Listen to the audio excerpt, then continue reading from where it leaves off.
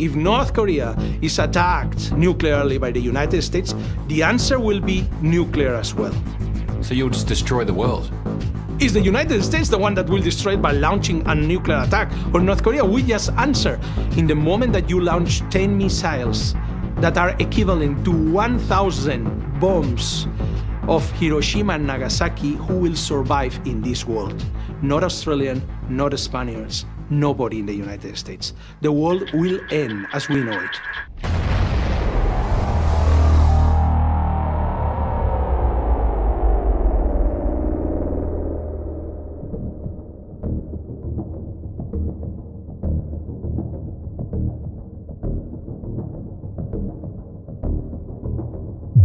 U.S. nuclear commander says he would refuse nuclear strike orders from President Trump if those orders were illegal. General John Hyten says his first obligation is to follow the law, despite what any commander-in-chief tells him to do. Watch. I provide advice to the president. He'll tell me what to do, and if it's illegal, guess what's going to happen? You say no. I'm going to say, Mr. President, that's illegal. And guess what he's going to do? He's going to say, what would be legal? And we'll come up with options of a mix of capabilities to respond to whatever the situation is. And that's the way it works. It's not that complicated. Well, the general's comments came as part of a larger conversation, as you saw there, and it's happening while Democrats are raising concerns about the president's command of nuclear weapons, and not just Democrats, some Republicans too. Critics say the president's past comments show how he's prone to lash out at enemies like North Korea. Let's bring the panel back in. We've got with us Julian Zelizer, Errol Lewis. Let me go first to content and then to context. Errol, first to you. Is it as simple as he says? Well, in some respects it is. I mean, the thing everybody has to keep in mind is that there are two scenarios that involve the very grave issues that are under discussion here. I mean, one is when there's some reason that the military has to allegedly, or so to speak, wake up the president in the middle of the night and say, the country is under attack right now. You have to make a decision. We have 11 minutes to respond. That's one set of circumstances. I think what was under discussion, the hypothetical that was put to General Hyten, was what if the president comes to the military and says, there's a threat that's out there. It's not going to be felt in 11 minutes, but we've got to do something. I want to use nuclear weapons to make foreign policy happen with North Korea or some other nation. That's a different kind of a conversation. And the assumption there is that there are some hours, days, or even weeks to try and fashion a response. I believe that's what he was really getting at there. All right, so context now to my historian, Julian Zelizer. Is it common to hear the top U.S. nuclear commander speak about this in the hypotheticals of an illegal order from the president? No, it's not. I think there's been an assumption at some level that the president is rational, that the president will have some sense of both the risks and the threats of launching a nuclear war. And so some of this discussion is very particular. It's about the current president rather than the president in general.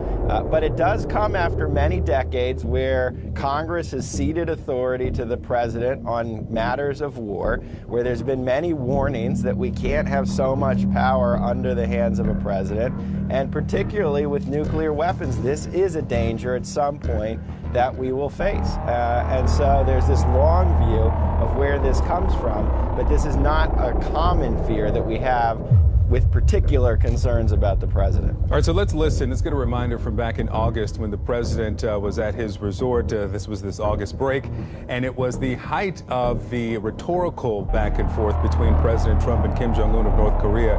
And this is what the president said that really frightened some in the diplomatic and military sector. Watch. North Korea best not make any more threats to the United States. They will be met with fire and fury like the world has never seen. And just this week, Republican Senator and Chair of Foreign Relations, Senator Bob Corker, called a hearing to review the president's orders and potential for calling a nuclear war. And the Democratic member of that committee, Senator Chris Murphy, said this on Tuesday. Let's listen to this. We are concerned that the President of the United States is so unstable, is so volatile, has a decision-making process that is so quixotic that he might order a nuclear weapons strike that is wildly out of step with U.S. national security interests. There is one threat. It is one threat in the world. It is from not DPR Korea, but from Donald Trump. So I think that we must get rid of this threat. We must get rid of Donald Trump, I think. How then do you feel when you hear Donald Trump say that he wants to destroy your nation? Donald Trump is going to turn our skyscrapers into ashes. Total destruction of Korea. Every citizen, every member of the Korean nation has got angry.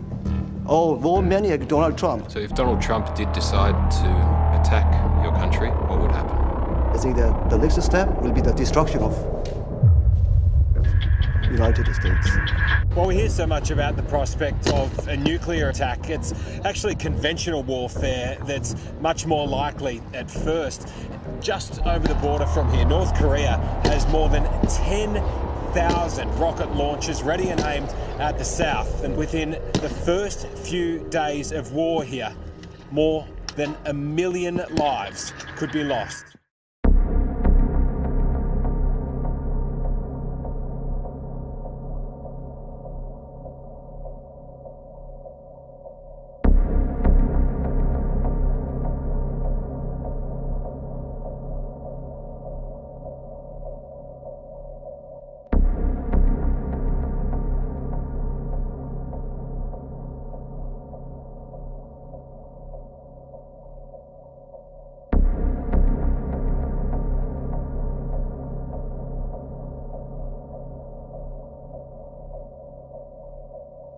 Seoul's top intel agency warned North Korea is trying to upgrade weapons capabilities to hold leverage against Washington. That recently Pyongyang seems to have conducted an engine test for its ballistic missile. Kim Hyun-bin shares with us their analysis. South Korea's intelligence agency says that there is a possibility that North Korea could launch another ballistic missile before the end of the year.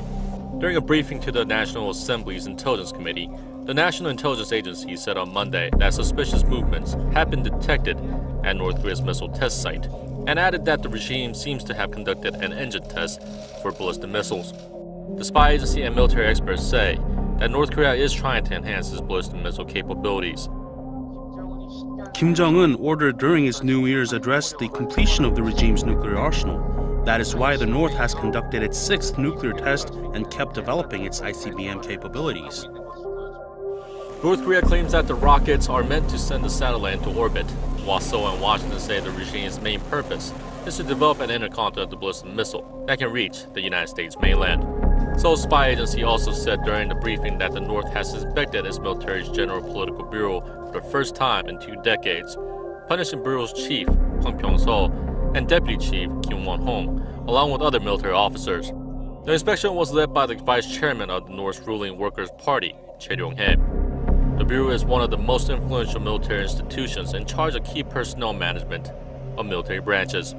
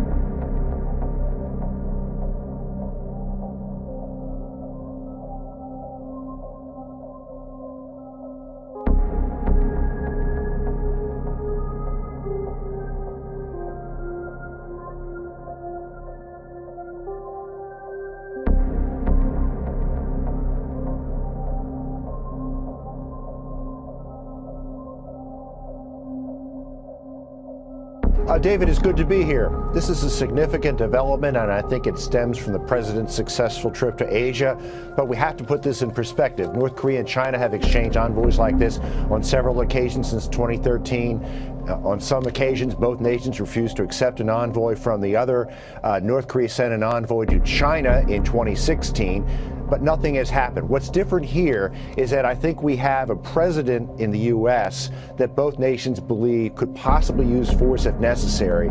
And I think China is very worried about the possibility of war in the Korean Peninsula and a possible nuclear accident if North Korea continues to test these enormous nuclear devices underground.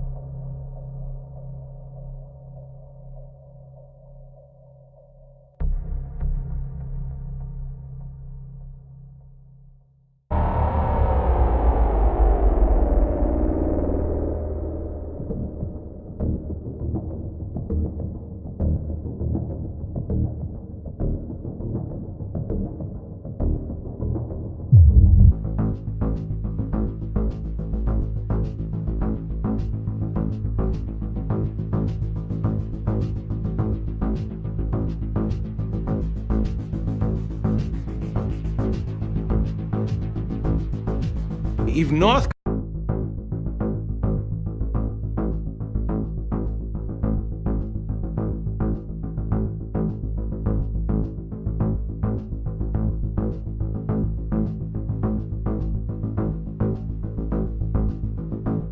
Korea is attacked nuclearly by the United States, the answer will be nuclear as well. So you'll just destroy the world? Is the United States the one that will destroy it by launching a nuclear attack? Or North Korea will just answer in the moment that you launch 10 missiles that are equivalent to 1,000 bombs of Hiroshima and Nagasaki? Who will survive in this world? Not Australian, not Spaniards, nobody in the United States. The world will end as we know it.